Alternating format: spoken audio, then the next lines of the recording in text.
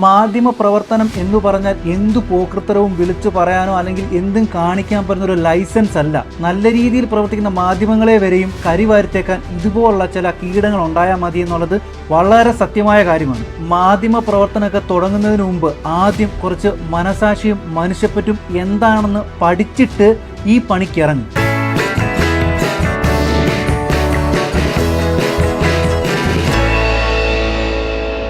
ഹബീബി, welcome to my channel.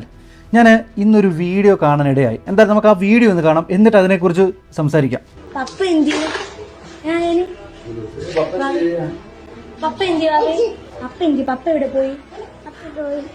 Papa lorry പോയോ?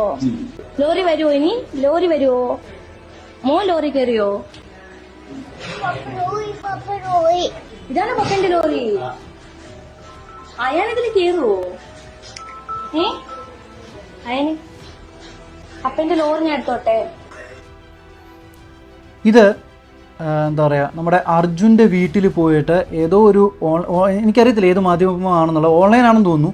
ഓൺലൈനിലെ മാധ്യമ പ്രവർത്തക 2 വയസ്സുള്ള അർജുൻ്റെ കുഞ്ഞിനോട് ചോദിച്ച കാര്യമാണ്.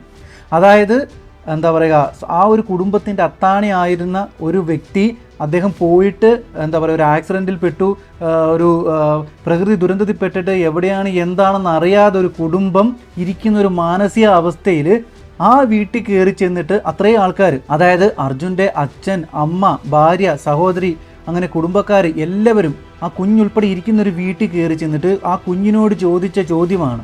മാധ്യമ പ്രവർത്തനം എന്ന് പറഞ്ഞാൽ എന്തു പോക്കൃത്തരവും വിളിച്ചു പറയാനോ അല്ലെങ്കിൽ എന്തും കാണിക്കാൻ പറ്റുന്ന ഒരു ലൈസൻസ് അല്ല.